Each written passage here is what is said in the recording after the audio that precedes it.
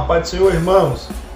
É sempre uma honra poder estar aqui mais uma vez para poder falar um pouco do amor de Deus, trazendo uma mensagem de reflexão da palavra de Deus, tá certo? Que Deus em Cristo continue abençoando o seu dia. Eu não sei qual horas você estará visualizando esse vídeo, se é durante o dia, durante a tarde, durante a noite. Desde já um bom dia, uma boa tarde, uma boa noite, e que Deus em Cristo continue te abençoando e te dando vitória. Estarei trazendo agora uma ministração da palavra de Deus, que vocês possam ser edificados em nome de Jesus. E ao ouvir, curta, dê o seu joinha, vai nos comentários, deixe um comentário lá, tá certo? Para estar nos incentivando a cada dia a trazer mais mensagens da palavra de Deus. Amém? Que Deus abençoe. Irmãos, a mensagem de hoje se encontra no livro do profeta Jeremias, capítulo de número 25. Iremos ler alguns versículos, o versículo de número 9, 11, 12, 13 e 14, que diz: Eis que eu enviarei e tomarei todas as famílias do norte, diz o Senhor, e Nabucodonosor, o rei de Babilônia, meu servo, e os trarei contra esta terra e contra os seus habitantes, e contra todas estas nações ao redor, e as destruirei completamente, e as farei um assombro e um assobio e desolações perpétuas. Versículo 11. E esta terra inteira será uma desolação e um assombro, e estas nações servirão ao rei de Babilônia por 70 anos. Versículo 12. E acontecerá que quando 70 anos forem completados, que eu punirei o rei de Babilônia e aquela nação, diz o Senhor, pela sua iniquidade, e a terra dos caldeus, e a ferirei e a farei desolações perpétuas. Versículo 13. E eu trarei sobre aquela terra todas as minhas palavras que eu tenho pronunciado contra ela, e tudo o que está escrito neste livro que Jeremias profetizou contra todas as nações. Versículo 14. Pois também deles servirão muitas nações e grandes reis, e eu os recompensarei conforme seus feitos e conforme as obras das suas próprias mãos. Amém? O texto em que lemos, no livro que lemos, sabemos que foi escrito pelo profeta Jeremias. Jeremias, cuja sua família é de uma linhagem sacerdotal, o mesmo estudava para ser sacerdote, porém aprove a Deus chamá-lo para o ministério profético. Louvado seja o nome do Senhor. Jeremias, irmãos, para quem não sabe, ele foi o segundo dos 4 profetas maiores do Antigo Testamento, tá ok? Então, o tema que nós iremos abordar hoje é este: o futuro revelado pela onisciência de Deus. Já, ao decorrer da mensagem, você vai entender o que eu quero dizer. Irmãos, nós sabemos que nós sabemos que o povo de Israel, ele era constituído por tribos. As suas 12 tribos juntas, ela constitui a nação de Israel. E nós sabemos que o povo ele passou por muitos exílios. Se você observar, você vai ver que antes de Deus separar Moisés para libertar o povo na opressão do Egito, o povo ficou exilado por 430 anos em exílio, até que Deus levanta Moisés para assim libertar o seu povo. Nós conhecemos a história, e se você analisar comigo, você vai ver que quando Deus ele liberta o povo, ainda o povo passa cerca de 40 anos rodeando a sua bênção, rodeando a terra prometida, a terra que mana leite e mel. Amém? Então, daí você observa que quando Davi ele assume o reinado, ele tinha um desejo grande de construir uma casa para Deus. Até chegar em Davi, quando Davi ele se assentou ao trono, ele percebeu que desde quando o povo foi liberto da opressão de 430 anos de exílio, não tinha um lugar apropriado para que Deus viesse manifestar a sua glória, tá certo? Para que Deus viesse manifestar o seu poder. Então, ele, em conversa com o seu amigo chamado profeta Natã, ele conversou isso com ele, e Natã, ao perceber que a intenção de Davi era boa, fez com que Davi ficasse tranquilo, dizendo: não, Davi, vai nessa tua força que Deus é contigo. Mas na história bíblica, a história narra que Deus ele chama Natã e diz: Natã, quem foi que te mandou Davi construir alguma coisa para mim? Volte lá e diga a ele que ele não é digno de construir casa para mim, porque eu chamei Davi para a peleja, eu chamei Davi para a guerra. Mas avise a ele que não se preocupe, que da sua semente eu levantarei uma pessoa, e esta pessoa será digna de construir casa para o meu nome. Nós conhecemos a história bíblica, sabemos que Deus ele levanta Salomão, certo? Mas antes disso, Davi ele guerreia em algumas cidades, como a cidade de Hadad-Ezer, louvado seja o nome do Senhor, e nela ele retira algumas matérias-primas para que Salomão viesse dar início à construção do templo, tá certo? Quando Salomão ele constrói o templo, ele ora a Deus para que Deus na inauguração viesse manifestar a sua glória.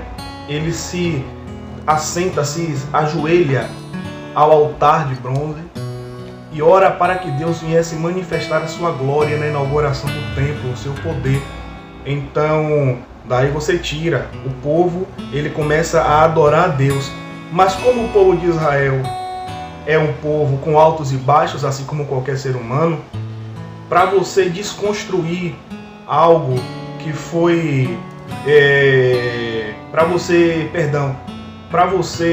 reconstruir algo que foi destruído por volta de 430 anos, não é fácil, porque nós sabemos que o povo de Israel é um povo monoteísta, é um povo que acredita em um único Deus verdadeiro.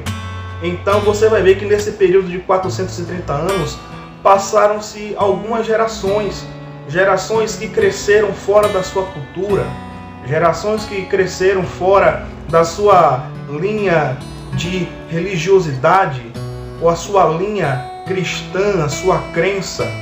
Então eles se criaram em um ambiente totalmente politeísta, em um ambiente em que a adoração e o culto a vários deuses era perpetrado naquele lugar.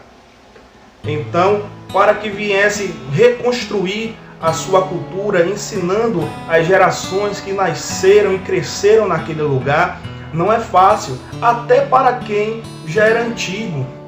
Então, o povo novamente peca com o pecado da idolatria e Deus o pune com o exílio novamente. E no texto em que lemos, a Bíblia vai dizer que Deus ele permite que Nabucodonosor sitiasse Jerusalém, certo? Destruísse os muros, destruísse o templo, pegasse os utensílios do templo e levassem para a Babilônia. E como já se não bastasse, pegaram pessoas de lá exiladas. Dentre eles você vai ver Sadraque, Mesaque, Abednego, Daniel, tá certo? Então, nesse período, o povo ele passa por mais 70 anos de exílio. Para uma ação, tem uma reação. Deus, ele é amor, mas também ele é justiça. Se você planta coisas boas, você vai colher coisas boas. Se você planta coisas más, você consequentemente vai colher coisas más. Então, o erro do povo levou a eles serem punidos pelo seu erro. Então, o povo foi exilado em um período de 70 anos em Babilônia. Mas como Deus ele não faz nada apenas para um determinado propósito, se você observar no texto, você vai ver que ele faz isso, mas em contrapartida, ele vai fazer com que o povo de Babilônia, que também era um povo politeísta, ele viesse a conhecer e reconhecer que só existe um único Deus que devemos adorar de todo o nosso coração, de toda a nossa alma e de todo o nosso entendimento. Então, logo de início, caminhando o povo no exílio, em meio ao exílio, os tempos vão se passando e você vai ver que o povo de Israel passa a ganhar notoriedade com algumas pessoas o representando, a respeito de Daniel, que se torna um dos grandes daquele lugar. Você vai ver Sadraque, Mesaque e Abednego ali. Então, tudo isso gira em torno de um propósito. Deus ele tinha o propósito de punir o povo e ao mesmo tempo fazer com que o seu nome seja reconhecido através de algumas pessoas que foram levantadas naquele lugar. Mas o tema, que é o futuro revelado pela onisciência de Deus, é justamente o que eu quero passar para vocês neste dia. Aqui eu aprendo, meditando no texto, que Nabucodonosor ele foi servo 2 vezes. Se você observar no texto em que lemos, você vai ver no versículo 9 do capítulo de número 25, está escrito assim: Eis que eu enviarei e tomarei todas as famílias do norte, diz o Senhor, e Nabucodonosor, rei de Babilônia, meu servo. Espera aí. Como Nabucodonosor era servo de Deus, se nesse período nem a Deus ele conhecia? No período em que citamos aqui, que estamos estudando, Nabucodonosor ele tinha acabado de sitiar Jerusalém. Ele tinha acabado de levar o povo cativo. Estava no processo de levar esse povo cativo para a Babilônia. Então, como Deus, observe que aqui é uma profecia, é Deus usando Jeremias em profecia. E ele diz: E eis que eu enviarei e tomarei todas as famílias do norte, diz o Senhor, e Nabucodonosor, rei de Babilônia, meu servo. Como pode ser servo sem antes uma pessoa não conhecer o Deus Todo-Poderoso? Então, ele foi servo 2 vezes. A primeira vez de forma indireta e a segunda vez de forma direta. Prove-me na Bíblia, Leandro, que o rei Nabucodonosor ele foi servo de uma prova e de uma forma direta. Pois bem, abra sua Bíblia comigo no livro do profeta Daniel, capítulo de número 4, versículo de número 37. Ele, o rei Nabucodonosor, confessa claramente diante do povo. Olha o que ele diz no capítulo de número 4, versículo de número 37 de Daniel. Agora eu, Nabucodonosor, louvo, exalto e honro o Rei do céu, cujas obras todas são verdade e os seus caminhos juízo. E aqueles que caminham em orgulho, ele é capaz de humilhar. Observe que Deus, ele usa Nabucodonosor de uma forma indireta, sendo a espada de justiça referente ao pecado cometido depois da libertação, depois da inauguração do templo, que houve o pecado de idolatria. Ele usa Nabucodonosor de uma forma indireta, como uma espada, e nós sabemos que espada representa a justiça de Deus, tá certo? Então, ele usa Nabucodonosor como espada para levar o povo de Israel cativo para a Babilônia, destruir o templo, destruir os muros e levar o povo exilado. E passar lá um períodozinho pouquíssimo de 70 anos. E nesse período de 70 anos, Deus ele começa a fazer coisas muito maravilhosas ao povo. Além do pecado do povo está sendo perdoado, certo? O povo pagando pelo o seu pecado. Deus ele estava já movimentando outras coisas para a liberdade do povo após 70 anos. Me prove que Deus usou Nabucodonosor como espada. Eu provo sim. Se você observar no texto em que lemos, no capítulo de número 25 de Jeremias, o versículo de número 16, olha o que o próprio Deus diz através da boca de Jeremias. E elas beberão e serão abaladas, e enlouquecerão por causa da espada que eu enviarei entre eles. De quem ele estava se referindo? Nabucodonosor. Então, ele usa Nabucodonosor como espada para punir o seu povo devido ao seu pecado. Tá bom? Aqui, irmãos, tem duas linhas de pensamentos. Vamos primeiro, a primeira linha de pensamento.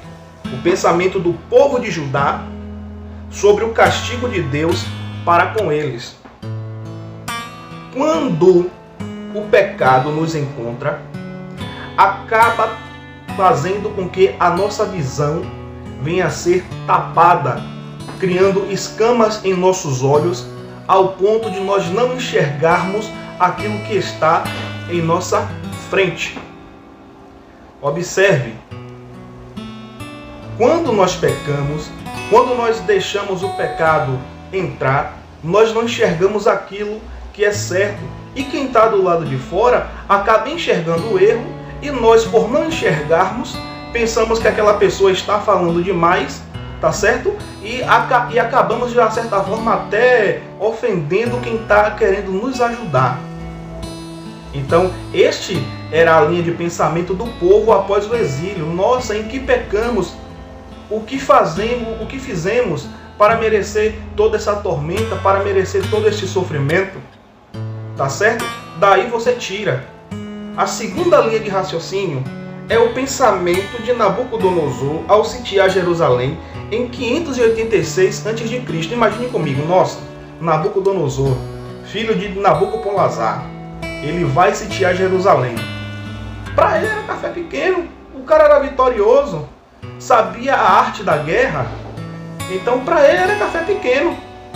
Então, logo de início, ele conseguiu o ato porque era parte do projeto de Deus para o povo. Mas em contrapartida, ele faz isso tudo, ele usa Nabucodonosor como espada de uma forma indireta, e depois ele confessa. Depois Deus usa ele de forma confessa, onde ele confessa que Cristo realmente é o único Deus. Então, nós, irmãos, trazendo para nós, não se preocupe. Quem sabe você tem alguém que tem um coração duro para ouvir a palavra de Deus. Não se preocupe, que Deus ele vai fazer com que ele tenha um encontro com ele. Não se preocupe, ore. Por isso o tema, o futuro revelado pela onisciência de Deus. Deus sabia pela sua onisciência que Nabucodonosor iria voltar o seu coração para ele. Mas primeiro Deus fez ele usando-o de uma forma indireta para punir o seu povo devido ao erro. E depois disso, Deus ele tem um encontro com Nabucodonosor. E após esse encontro com Nabucodonosor, no livro de Daniel, capítulo 4, versículo 37, comprova ele confessando, aleluia, que só Deus é o único Deus e que pune. Tá certo? Então, que Deus em Cristo continue te abençoando. Não se preocupe, a vitória vai chegar, a libertação de um ente querido.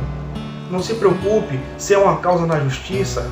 Não se preocupe se é alguém que você quer trazer para os caminhos do Senhor. Continue orando, continue buscando a Deus, que a sua vitória com certeza irá chegar. Amém? Que Deus em Cristo continue te abençoando. Dê o seu like, compartilhe esse vídeo, comenta, tá certo? Para estar nos incentivando a estar trazendo mais mensagens da parte de Deus para as suas vidas. Amém? Deus abençoe.